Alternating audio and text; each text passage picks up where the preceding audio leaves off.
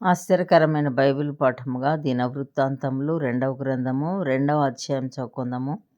సొలొమోను యెహోవా నామ ఘనత కొరకు ఒక మందిరమును, తన రాజ్య ఘనత కొరకు ఒక నగరును కట్టవలెనని తీర్మానం చేసుకుని, బరువులు మోయుటకు 70,000 మందిని, కొండల మీద మ్రానులు కొట్టుటకు 80,000 మందిని ఏర్పరచుకొని వీరి మీద 3,600 మందిని అధిపతులుగా ఉంచెను. సొలొమోను తూరు రాజైన హీరామునొద్దకు దూతల చేత ఈ వర్తమానము పంపెను.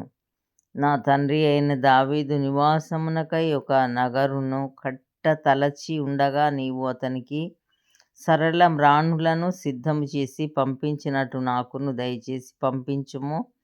నా దేవుడైన యెహోవా సన్నిధిని సుగంధ వర్గములను ధూపము వేయుటకును, సన్నిధి రొట్టెలను నిత్యము ఉంచుటకును, ఉదయ సాయంకాలముల యందును, విశ్రాంతి దినముల యందును, అమావాస్యల యందును, మా దేవుడైన యెహోవాకు ఏర్పాటైన ఉత్సవముల యందును ఇశ్రాయేలీయులు నిత్యమును అర్పింపవలసిన దహన బలులను అర్పించుటకును, ఆయన నామ ఘనత కొరకు మందిరం ఒకటి ఆయనకు ప్రతిష్ఠితము చేయబడునట్లుగా నేను కట్టించబోచున్నాను.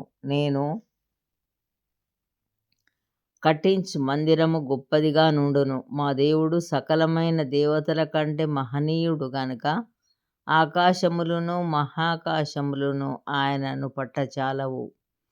ఆయనకు మందిరమును కట్టించుటకు చాలిన వాడెవడు? ఆయన సన్నిధిని, ఆయనకు మందిరమును కట్టించుటకైనను నేనే మతురపు వాడను. ధూపము వేయుటకే నేను ఆయనకు మందిరమును కట్టదలచి ఉన్నాను.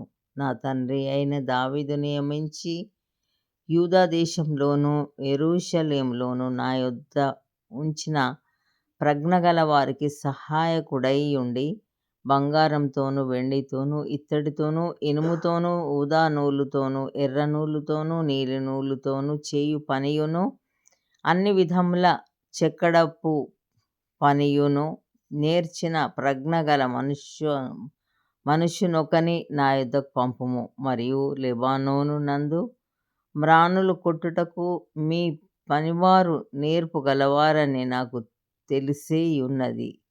కాగా లెబానోను నుండి సరళ మ్రానులను, దేవదారు మ్రానులను, చందనపు మ్రానులను నాకు పంపుము.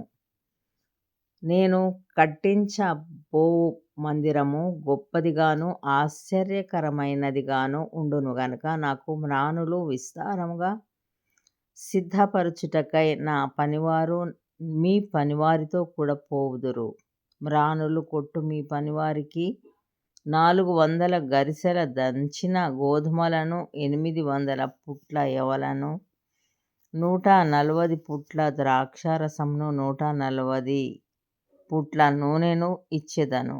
అప్పుడు తూరు రాజైన హీరాము సొలొమోనునకు వ్రాసి పంపిన ఉత్తరమేమనగా, యెహోవా తన జనమును స్నేహించి నిన్ను వారి మీద రాజుగా నియమించి ఉన్నాడు. యెహోవా ఘనత కొరకు ఒక మందిరమును, నీ రాజ్య ఘనత కొరకు ఒక నగరును కట్టించుటకు తగిన జ్ఞానమును, తెలివియు గల బుద్ధిమంతుడైన కుమారుని రాజైన దావీదునకు దయచేసిన భూమ్యాకాశములకు సృష్టికర్తయగు ఇశ్రాయేలీయుల దేవుడైన యెహోవా స్తుతి నొందును గాక.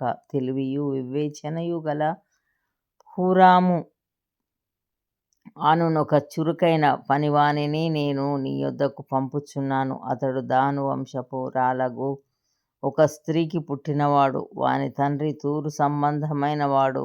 అతడు బంగారముతోను, వెండితోను, ఇత్తడితోను, ఇనుముతోను,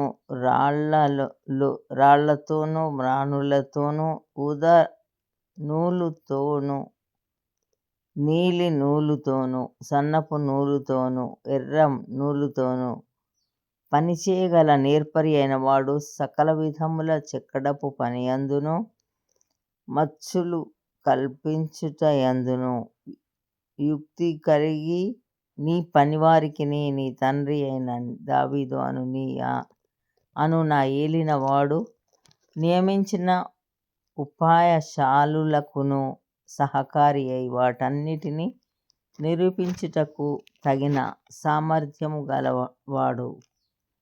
ఇప్పుడు నా ఏలినవాడు చెప్పియున్న గోధుమలను, యవలను, నూనెను, ద్రాక్షారసమును నీ సేవకుల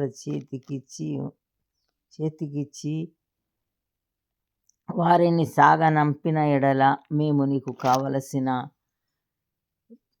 మ్రానులన్నీయు లెబానోను నందు కొట్టించి వాటిని నీ కొరకు సముద్రం మీద తెప్పలుగా యొప్పేకు కొని వచ్చెదము. తర్వాత నీవు వాటిని యెరూషలేమునకు తెప్పించుకొనవచ్చును అని వ్రాసెను. సొలొమోను తన తండ్రి అయిన దావీదు ఇశ్రాయేలు దేశమందుండిన అన్యజాతి వారినందరినీ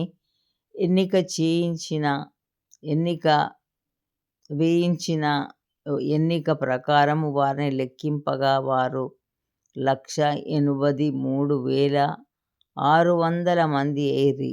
వీరిలో బరువులు మోయుటకు 70,000 మందిని, పర్వతములందు మ్రానులు కొట్టుటకు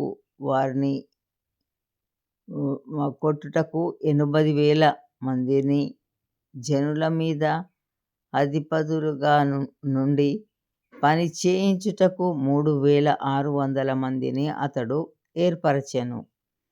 ఇంతటితో ఈ దినం కొరకైన బైబిల్ పాఠము సరి.